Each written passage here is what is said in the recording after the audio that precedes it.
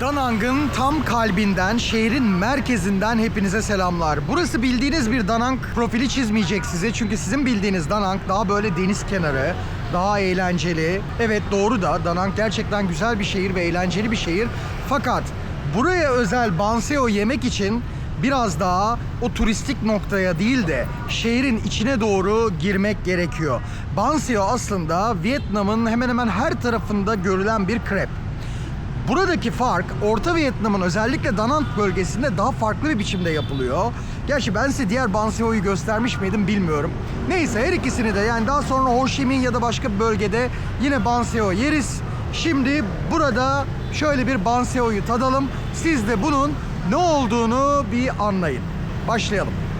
Ya da bir dakika başlamadan önce birazcık size Da Nang'ın bugün gezdiğimiz noktalarından şöyle çok kısa bir süsleme yapayım. Ondan sonra devam edelim. Bugün de Da Nang'dayız. Da Nang'da bir yemek yiyelim.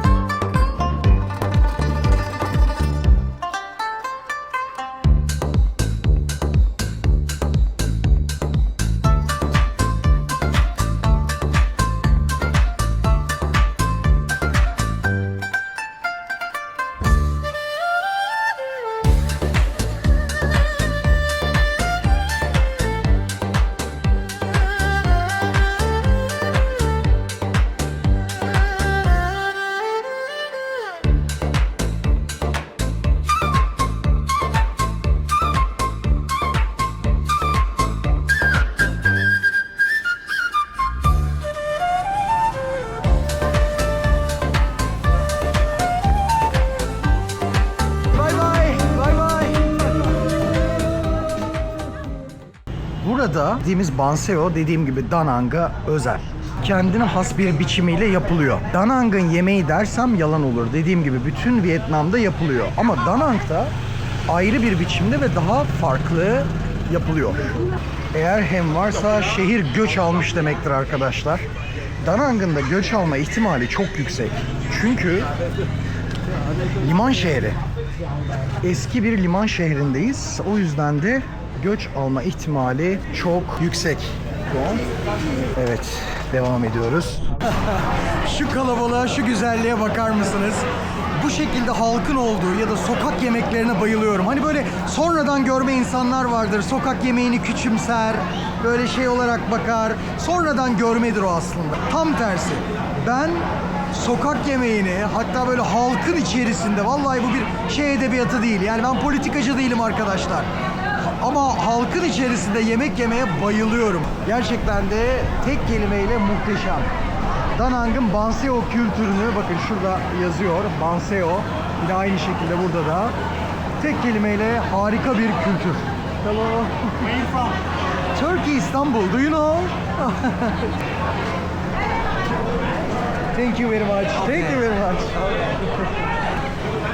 Yiyeceğimiz yere geldik. Şimdi Vietnam'daki en sevdiğim sokak yemeklerinden biri, belki de birincisi mi diye düşünüyorum ama birincisi de olabilir. Hello. Yanımızda hemen bir Vietnamlı aile var. Hello. Hello. Vietnam'ın tamamı, yani tamamında bu aileler, arkadaşlar çok seviyorum. Gerçekten. Çok titiz, çok titiz, çok titiz. Valla ben direkt alıp yiyorum yani hiç şimdiye kadar da hiçbir şey olmadı. Yani yine de siz denemeyin. Ben biraz kendime güvenirim o konularda.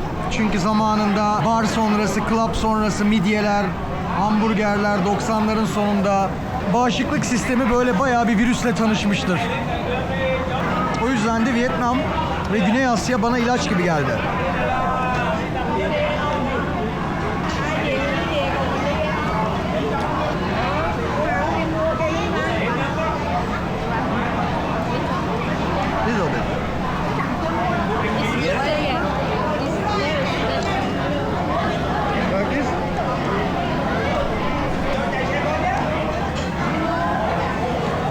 Sos muhteşem yalnız. What is this? Liver. Liver? Allah Allah, ben normalde ciğerden nefret ederim. Ama bu sos bambaşka, çok güzel çıktı yani. Madem ciğer var, soğan koyalım mı içine? Can I put this? Yes. Evet, evrensel arkadaşlar. Ciğer varsa soğan vardır. Banseo geldi. Bayılıyorum buna. I will do it. Bakın. I will do it for you. Yes. I will do it. Bu pirinç kağıdı arkadaşlar. Rice, rice paper. Bu pirinç kağıdı. Çok ince pirinçten. Bunu yiyorsunuz. Yani bu kağıdı yiyebiliyorsunuz.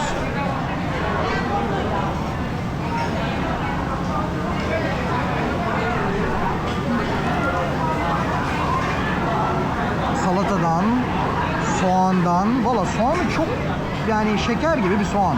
Anlamadım nasıl bir soğan bu. Yeah, will you please put this? I will like that. Evet şöyle. Ay ciğerden de aslında normalde nefret ederim. Bilmeseydim daha rahat yerdim. Normalde Türkiye biliyorsunuz muhteşem bir yemek ülkesidir. Yani bahsetmeye gerek yok. Dünya çapında. Osmanlı mutfağı dediğinizde her şey durur. Ama Vietnam'da ben vallahi özlemedim. O kadar güzel şeyler keşfettim ki burada. Yani özlemedim ciddi ciddi. Valla ben hiç tribünlere falan oynayacak bir adam değilim. İzleyen izler, izlemeyen izlemez. Biraz böyle bir kafada bir adamım. Çünkü ben biraz daha bu işi böyle zevk için yapıyorum. Ama yani benden hep gerçekleri duyarsınız o yüzden. Vietnam yemekleri gerçekten iyi. Yeni bir şey öğrendim. Vietnamlar şu karidesin şu kısmını da yiyorlar.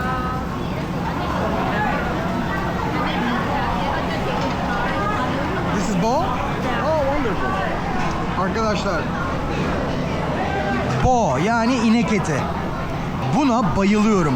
Vietnam'da eti de muhteşem pişiriyorlar.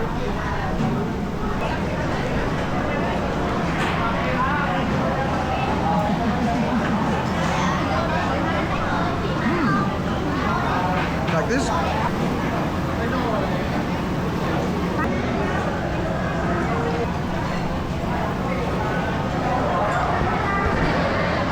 En sevdiğim, içinde benim o en sevdiğim sebze ve karidesler de var. Vietnamlılar karidesi kabuklarıyla yiyormuş çünkü kabukların kemiklere çok iyi geldiğini söylüyorlar. Tamam, deneyelim.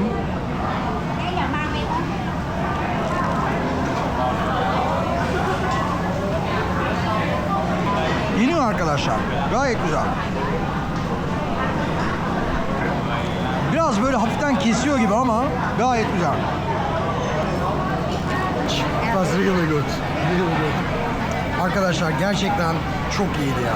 Yani her birinin lezzeti ayrı bir olay. Yani yeni denemedim Banseo'yu. Banseo'yu daha önce de yedim. Özellikle Saigon'da en az 3-4 kere yedim. Da Nang'da farklı mıydı? Biraz daha çıtır çıtırdı sanki. Bir tık daha çıtır çıtırdı. Ama genel olarak bunu her yerde seviyorum. Yani her yerde seviyorum. Sos ilginç geldi çünkü ciğer, ben normalde ciğer eti yiyemem. Ama ciğer sosu inanılmaz yakıştı. İnanılmaz yakıştı. Öyle şimdi yavaş yavaş buradan çıkacağız. Son bir kere daha size şöyle bir gösteriyorum.